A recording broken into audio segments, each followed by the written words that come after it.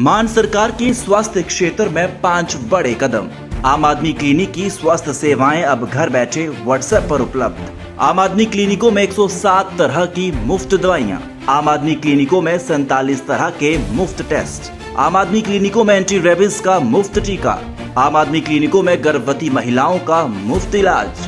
यही है नया पंजाब, जहां इलाज भी मुफ्त और मान सम्मान भी पूरा, क्योंकि लोगों की सेहत है सरकार की जिम्मेदारी। नमस्कार, आप देख रहे हैं एनएमएफ न्यूज में आपके साथ शबनम।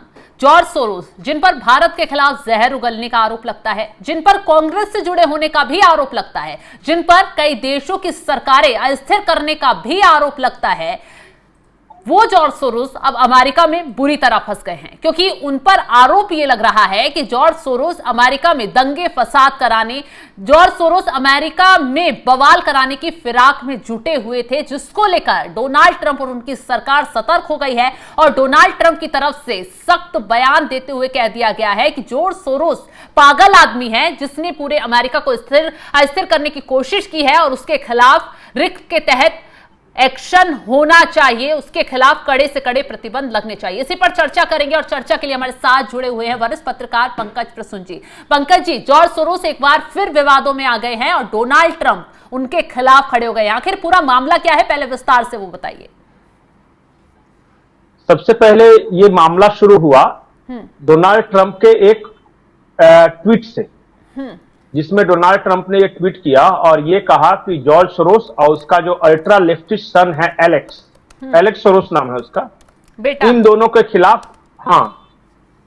के खिलाफ रिको के तहत चार्जेस फ्रेम करने चाहिए। रिको है रैकेटियर करके कुछ इस तरह, रैकेटियर ऑफ चार्ज, मैं उसका फुल फॉर्म बोल रहा हूं, ये फेडरल लॉ है, racketeer influent and corrupt organisation act. हाँ, ये फेडरल लॉ है। इसके तहत अगर आप 10 साल में 2 बार ड्रग्स के कारोबार में या देश में अशांति फैलाने में या मर्डर में अगर इस तरह आपको फ्रेम किया गया है, तो फिर आपके तहत रिको के तहत चार्जेस लगते हैं और आपको उसमें नियम यह है कि आजीवन कारावास तक हो सकता है, आपकी बाकी जिंदगी जेल में भी कट सकती है। तो वही डोनाल्ड ट्रंप ने यह किया।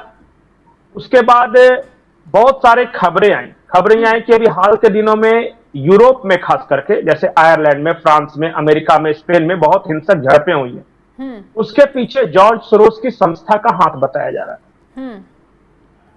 और ये कहा कि मैं आपको भेज देता हूं लिंक कि देखिए, जहां जहां ये दंगे हुए ना, इसकी ओपन सोसाइटी फाउंडेशन के तहत ये आया। फिर एक फॉक्स न्यूज है वहां पे अमेरिका में, उन्होंने ये कहा कि जॉर्ज सोरोस को $370 मिलियन यूएस एड डिपार्टमेंट से मिले थे। कितना? $370 मिलियन। अच्छा। इस पैसे का उपयोग उसने गलत कामों के लिए किया, जैसे किसी देश में तख्ता पलट के लिए, किसी देश में अशांति फैलाने के लिए। और जब ये इमिग्रेशन को लेकर डोनाल्ड ट्रंप एक्शन ले रहे थे, तो शिकागो में आपको पता है बहुत बड़े पैमाने पर हिंसा हुई थी। तो उस हिंसा में भी जॉर्ज सोरोस और इसकी ओपन सोसाइटी फाउंडेशन का नाम बताया जाता है। मुझे नहीं पता कि वो सच है या झूठ है, लेकिन ये फॉक्स न्यूज जो है उसकी रिपोर्ट है ये। अब उसी सब के आधार पे जो डोनाल्ड ट्रंप हैं, वो कह रहे हैं कि इसको रिको के तहत चार्जेस फ्रेम करना चाहिए। अब जॉर्ज सोरोस का भी बयान आया डोनाल्ड ट्रंप के ट्वीट के बाद। जॉर्ज सोरोस ने बयान जारी करके, मुझे लगता है कि अगर वो वीडियो चला सके तो ठीक है, लेकिन वो जॉर्ज सोरोस ने बयान जारी करके ये कहा है, कॉनमैन बताया है इसको, ठग, डोनाल्ड ट्रंप को। और उसने कहा है कि डोनाल्ड ट्रंप अगर वो राष्ट्रपति बन गया है तो वो क्या है कि उसकी बुरी आदतें जो और बढ़ गई हैं। और इस तरह की बात उसने की है। अपना पूरा बयान है, अगर दर्शकों को सुना सकते हैं तो मैं आप कोशिश करूंगा कि वो भेज दूं आपको। तो कुल मिलाके कहानी ये है, कुल मिलाके कहानी ये है कि अमेरिका की सरकार और जॉर्ज सोरोस के बीच ठन गई है। आपको पता होगा यूएसए डिपार्टमेंट से बहुत सारे फंड्स बंद करवाए थे डोनाल्ड ट्रंप ने। इस वजह से जितने हेज फंड मैनेजर्स थे, जो कि डीप स्टेट के लिए फंड मैनेज करते थे, जैसे उसमें बहुत सारे नाम आते हैं, फोर्ड फाउंडेशन का भी नाम आता है, रॉकफेलर फाउंडेशन का भी नाम आता है, जॉर्ज सोरोस का भी नाम आता है, बहुत तरह के लोगों का उसमें नाम है। तो इन लोगों की फंड में कटौती की गई और वहीं से ये झगड़ा शुरू हुआ। और जब झगड़ा शुरू हुआ तो डोनाल्ड ट्रंप के खिलाफ वहां पे हिंसा करवाया इसने। आरोप है ये सब। अब लेकिन पंकज ये जी, कहा जा रहा सोरोस पर तो ये सिर्फ बहुत मामूली आरोप लग रहा है, उस पर तो कई देशों की सरकार स्थिर करने का आरोप लग चुका है, भारत के खिलाफ जहर उगलने का आरोप लग चुका है, कांग्रेस से उसे जोड़ा जा चुका है कि मोदी सरकार के खिलाफ रणनीति कैसे अपनाई जाए, सोरोस वहां से पर्दे के पीछे से मदद कर रहा है। ये आरोप तो बहुत ज्यादा गंभीर है ना। देखिए, जॉर्ज सोरोस पे एक जो कॉमन आरोप है कि जहां भी राष्ट्रवादी या नेशनलिस्ट गवर्नमेंट बनेगी या मजबूत सरकार रहती है, जॉर्ज सोरोस उसे टॉपल करने के लिए खर्च करता है। इसके अपने तरीके हैं। पावर मिलती कहां से? पैसा पैसा है और फिर आइडियोलॉजिकल सपोर्टर्स मिल जाते हैं। जैसे अल्ट्रा लेफ्ट जैसे बताया ना, ये लेफ्टिस्ट टाइप के, तो भारत में बहुत सारे लेफ्टिस्ट तो अपने आप इसको मिल गए। उसके बाद इसका इंटरनेशनल सेलिब्रिटी वगैरह पैसा से लेकर उनसे ये करवाता है। यहां पे किसान आंदोलन या ये शाहीन बाग वाले में क्या हुआ था, वो जितने एनजीओ थे सब आके बैठ गए धरने पे। वो एनजीओ क्यों बैठ रहे थे आप बताइए? शाहीन बाग में हो या ये किसान आंदोलन में, और उसी तरह के लोग हैं ना, सेम आदमी। मैं आपको 1 दर्जन ऐसे लोगों के नाम बता सकता हूं जो भारत में कहीं भी किसी प्रकार का आंदोलन होगा वो जरूर शरीक होते हैं, क्योंकि प्रधानमंत्री मोदी के शब्द में वो आंदोलन जीवी लोग हैं, आंदोलन से ही पैसे कमाते हैं। वो उनको कोई मतलब नहीं है कि क्या चल रहा है। वो वहां भी धरने पर, यहां भी धरने पर, यहां भी धरना ही उनका धंधा है। तो इस तरह बहुत सारे देश में बहुत सारे लोग होंगे। बिल्कुल, तो चलिए वो बाइट भी सुनवा देते हैं जॉर्ज सोरोस की, जिसका आप जिक्र कर रहे थे कि कैसे उन्होंने ट्रंप को घेरा है। President Trump is a con man and the ultimate narcissist who wants the world to revolve around him. When his fantasy of becoming president came true, his narcissism developed a pathological dimension. आप सही कह रहे थे, George Soros अलग ये कह रहा है ना। देखिए, अमेरिका में भी एक नेशनलिस्ट सरकार आई है, राष्ट्रवादी। और सबसे बड़ी बात है कि जॉर्ज सोरोस वाले मुद्दे पर एलन मस्क और डोनाल्ड ट्रंप एक ही लाइन पे हैं। एलन मस्क ने बयान जारी कर कहा कि बिल्कुल जॉर्ज सोरोस को जेल होना ही चाहिए, वो बहुत खतरनाक है। ये एंटी कॉर्पोरेट है, ये एंटी नेशनलिस्ट गवर्नमेंट है कहीं भी।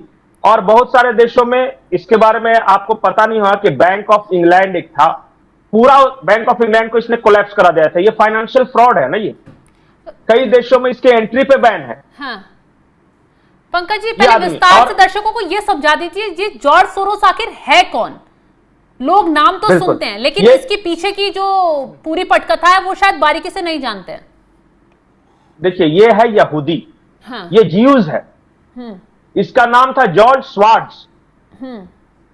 लेकिन क्या हुआ, दूसरे विश्व युद्ध के समय जर्मनी में यहूदियों का कत्लेआम शुरू हुआ हिटलर के द्वारा। तो इसने अपना नाम छुपाने के लिए, अपनी पहचान छुपाने के लिए बदल दिया। इसने स्वार्ट्ज से सोरोस हो गया ये, और वहां से भाग के ये हंगरी आ गया। और हंगरी आके इसने उसी वक्त ये फैसला लिया कि दुनिया में जहां कहीं भी नेशनलिस्ट गवर्नमेंट हो, जैसे हिटलर भी तो राष्ट्रवादी ही था ना, अपने देश से प्यार करने वाला। तो बोला कि चूंकि हिटलर जैसा अगर आ जाता है, नेशनलिस्ट आ जाता है, तो ये दुनिया के लिए खतरा है, क्योंकि इसको पता था कि ज्यूज लोगों को कैसे परेशान किया। तो वहां से इसने ये कसम खाई और फिर इसने फाइनेंस में अपना हाथ आजमाया। फिर वो कैसे बिलियनर बना उसकी अलग कहानी है। अब इसने जो संस्था बनाई है, एक संस्था नहीं है, ओपन सोसाइटी फाउंडेशन तो हम जानते हैं, लेकिन कई तरह की संस्थाएं बनाई है जहां दुनिया के ऐसे देशों में, जो छोटे छोटे देश में जहां पे इस तरह की राष्ट्रवादी सरकारें हैं, ये गिरवा देता है, क्रांति करवा देगा, हिंसा करवा देगा, गृह युद्ध करवा देगा, उस तरह करके। इसका सबसे बड़ा फ्रॉड यही था, बैंक ऑफ इंग्लैंड को इसने जो कोलैप्स किया था। दुनिया के 13 देश, जी हां 13 देशों ने इसकी एंट्री पे बैन लगा दिया है।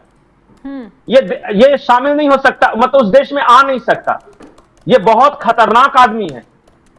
इसने आपको इसके सोसाइटी में पता है, ओपन सोसाइटी फाउंडेशन में, आप यकीन नहीं करेंगे, अभी चल रहा है म्यांमार में गृह युद्ध। और जो विद्रोहियों का सबसे बड़ा नेता कौन है? आंग सान सूकी। वो जॉर्ज सोरोस की संस्था से जुड़ी हुई है। अच्छा। आपको शायद पता नहीं होगा कि हमारे यहाँ Sonia Gandhi indirectly George Soros की संस्था से जुड़ी हुई थी। हाँ। यह है कागजात, मैं आपको भेज दूंगा। लगाए थे। हाँ नहीं, वो कागज भी जारी किया है। सुब्रमण्यम स्वामी सहित बहुत सारे लोगों ने कागज जारी किया है।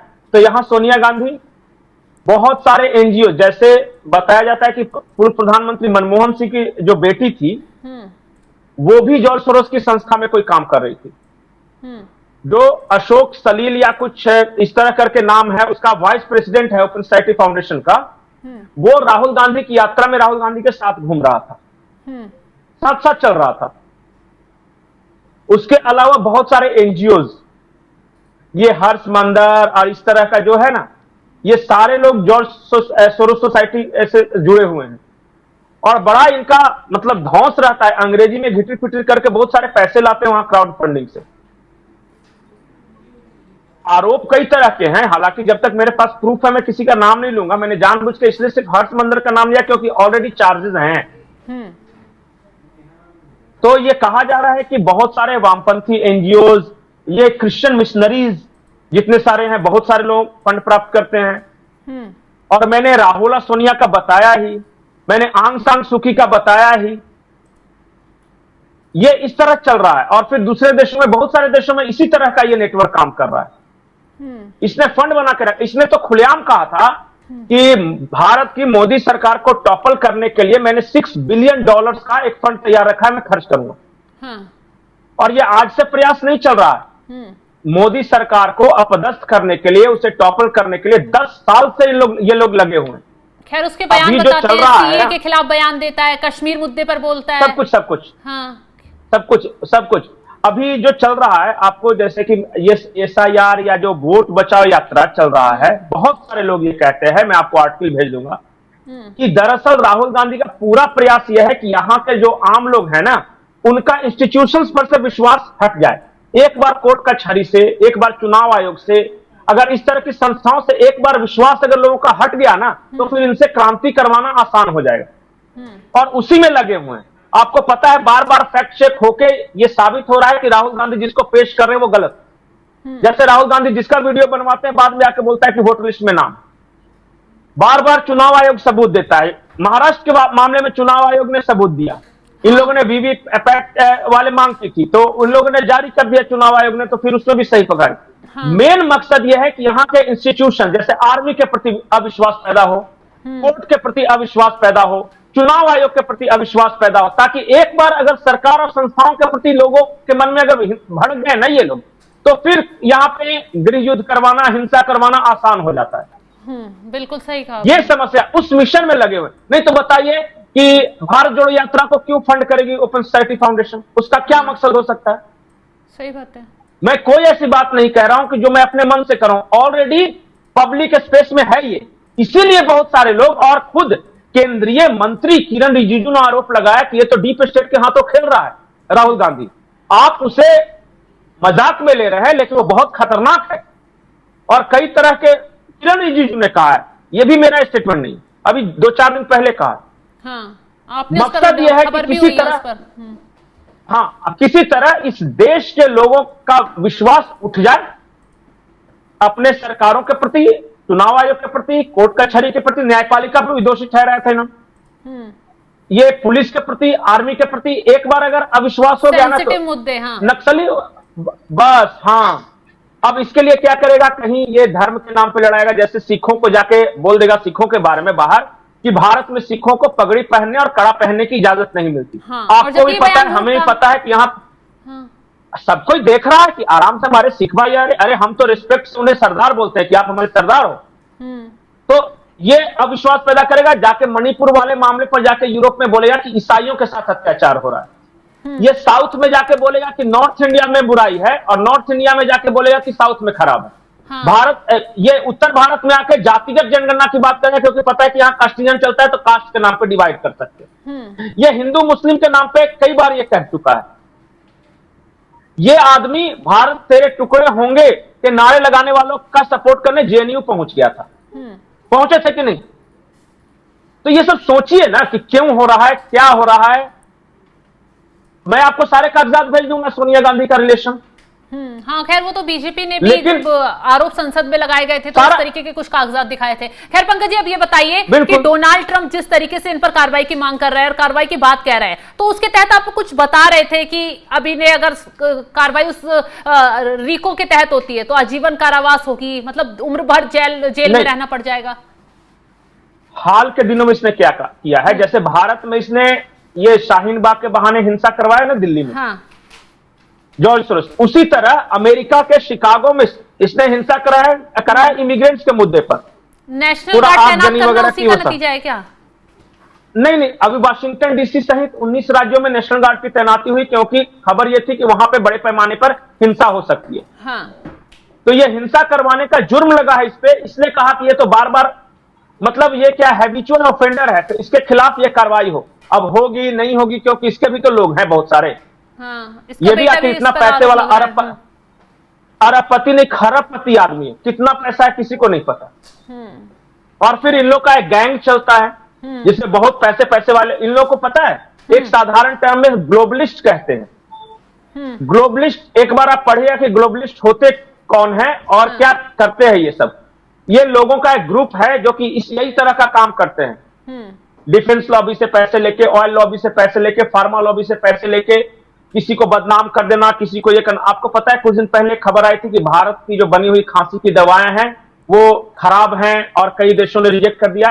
वो पता है इसी डीप स्टेट का काम था। बाद में जिस देश के बारे में कहा गया था कि उस देश में बैन करा, वहां के लैब में ये जांच रिपोर्ट आई कि कोई बुराई नहीं है भारत की दवाओं में, लेकिन चूंकि भारत को की फार्मा इंडस्ट्री को बर्बाद करना था, इसलिए इस तरह की खबरें प्लांट की। और बहुत सारे मीडिया में इन लोगों के आदमी हैं जो इन लोगों के कहे अनुसार खबरें मैन्युफैक्चर करते हैं। और सिर्फ भारत की मीडिया में नहीं, वेस्टर्न मीडिया में भी इन लोगों के पाले हुए लोग हैं। पैसे मिलते हैं तो पता है, पत्रकार बहुत सारे ऐसे होते हैं जो कुछ भी कर देते हैं। अभी भारत में हाल ही के दिनों में देखिए ना, निशिकांत दुबे का एक पत्रकार के साथ जो विवाद चल रहा है। हाँ। तो ये सब चलता रहता है। काम करने का तरीका सीखना पड़ेगा। चलिए, तो बिल्कुल सही कहा आपने, जो जानकारी दी उसके लिए बहुत बहुत शुक्रिया। तो जॉर्ज सोरोस अब बुरी तरह फंस चुका है, जो सबके खिलाफ साजिश रचता है, तमाम देशों की सरकार को अस्थिर करने की कोशिश शुरू करता है। वो जॉर्ज सोरोस अब अमेरिका में बुरी तरह फंस गया है। डोनाल्ड ट्रंप ने उसके खिलाफ कार्रवाई की तैयारी शुरू कर दी है। आरोप लगाए हैं कि जॉर्ज सोरोस अमेरिका में हिंसक झड़प कराने की कोशिश में है, बवाल कराने की कोशिश में है, ताकि अमेरिका जले और बर्बाद हो जाए। खैर, अब एक्शन उनके खिलाफ क्या कुछ होता है ये देखने वाली बात होगी। इस खबर को लेकर आप क्या राय रखते हैं कमेंट बॉक्स में जरूर बताइएगा, और तमाम बड़ी खबरों की अपडेट के लिए आप हमारे साथ जुड़े रहें। नमस्कार।